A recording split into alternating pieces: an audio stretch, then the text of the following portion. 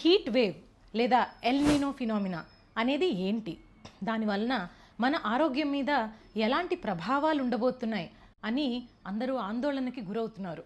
అంతేగాని నిజంగా మనం ఎలాంటి జాగ్రత్తలు తీసుకోవాలి అనేది మాత్రం సరిగా మనం ఆలోచించుకోవట్లేదు. ఒక్కసారి ఆలోచించి మీరు ఏ టైంలో అయితే బయటికి వెళ్ళకూడదో 11 నుంచి 4 గంటల వరకు విపరీతంగా ఎండ ఉండే సమయం 45 నుంచి 50 డిగ్రీల దాకా ఉండబోతోంది అని హెచ్చరికలు వస్తున్నాయి.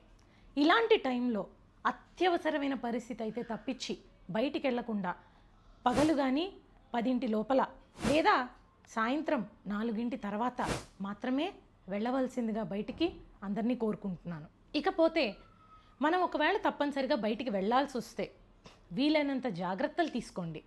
మీతో పాటు బాటిల్లో కంపల్సరీగా మంచినీళ్ళు క్యారీ చేయడం, ఒక్కొక్కసారి ఎక్కువసేపు ఆఫీస్లో వర్క్ చేయాల్సి వచ్చిన వాళ్ళు లేదా స్కూల్కి కాలేజ్కి వెళ్ళే పిల్లలు అయితే కనుక వాటర్ ఫిల్డ్ ఫ్రూట్స్, పుచ్చకాయ లేదంటే కర్బూజా, ఇంకా ఆరెంజెస్, ఫ్రూట్స్, స్ట్రాబెర్రీస్ లాంటివి, ఈ కీరా దోసకాయలు ఇలాంటివన్నీ కూడా బాక్స్లో పెట్టి తీసుకెళ్ళొచ్చు. కొబ్బరి నీళ్ళు, మజ్జిగ లేదా రాగి జావ అంబలిలాగా చేసుకొని ఇలాంటివి తాగితే, సగ్గుబియ్యం లాంటివి కూడా మనం యూజ్ చేసి సబ్జా గింజలు వాటర్లో నానబెట్టి ఇవి కూడా పిల్లలకి ఇస్తూ ఉండండి, పెద్దవాళ్ళు తాగుతూ ఉండండి. ఇవన్నీ కూడా హెల్త్కి చాలా మంచిది. ఈ ఫ్లూయిడ్స్ అనేది మనం అసలు ఎందుకు తీసుకోవాలి? ఎప్పుడైతే ఇంత ఎండ ఎక్కువైపోతుందో డీహైడ్రేషన్కి లోనయ్యి బాడీలో రకరకాల ఎలక్ట్రోలైట్ డిస్టర్బెన్సెస్ అనేది వస్తాయి. నిన్న స్కూల్లో మా బాబు చెప్తూ ఉన్నాడు, అమ్మా మేము ఇలాగా స్కూల్ అయిపోయి బయటికి వద్దామని గేట్ దగ్గరికి నడుస్తుంటే నా ముందున్న పిల్లాడు కళ్ళు తిరిగిపోయి కింద పడిపోయాడు, మొత్తం చెమటలు పట్టేశాయి అని. అది హీట్ స్ట్రోక్ అంటారా అని వచ్చి నన్ను అడుగుతున్నాడు. ఖచ్చితంగా ఇలాంటి హీట్ స్ట్రోక్స్ అనేది ఎవరిలో అయినా జరగచ్చు. ఏ వయసుతోటి కూడా ప్రమేయం లేదు, ఏ వయసు వాళ్ళకన్నా ఇది రావచ్చు. సో ఈ ఫ్లూయిడ్స్ అనేది తీసుకోవటం వలన హీట్ స్ట్రోక్ నుంచి మనల్ని మనం ప్రివెంట్ చేసుకోవచ్చు. ఇకపోతే మజిల్ క్రాంప్స్ ఎక్కువగా వస్తాయి. సోడియం, పొటాషియం, కాల్షియం లాంటివన్నీ చెమటతో పాటుగా మనం లాస్ అయిపోతాము. అవి మనం రిప్లెనిష్ చేసుకోవడానికి డ్రై ఫ్రూట్స్ అండ్ నట్స్ మనం మంచిగా తీసుకోవాలి. ఇంకా brain stroke and heart stroke అసలు ఎందుకు వస్తూ ఉంటాయి?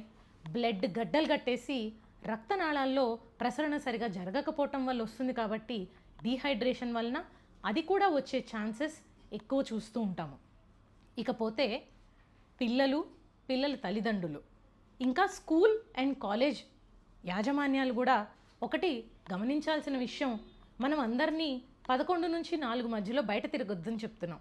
కానీ హాఫ్ డే స్కూల్స్ కిందన పెట్టి పిల్లల్ని మిట్ట మధ్యాహ్నం 12:30-1 గంటకి పికప్ చేసుకోవాల్సిన పరిస్థితి వస్తుంది.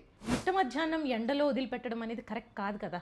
సో నా ఉద్దేశంలో అయితే స్కూళ్ళకి ఈ ఎల్ నినో ఎఫెక్ట్ ఉండటం, హీట్ వేవ్ రావటం, ఈ టైంలో సెలవులు ఇచ్చి ఆన్లైన్ క్లాసెస్ ఎట్లయితే కోవిడ్ అప్పుడు చేసుకున్నారో అవే మళ్ళీ ప్రవేశపెట్టి మంచిగా ఇంటి నుంచే వాళ్ళు చదువుకోగలిగేలాగా ఒక 10 రోజులే కాబట్టి మిగిలింది అలా చేసుకోవచ్చు. జూన్లో కూడా బాగా ఎండలు తగ్గాయి అనుకున్నాకనే స్కూల్ రీఓపెన్ చేసి క్లాసెస్ అనేది కండక్ట్ చేయటం మంచిదని నా ఉద్దేశం.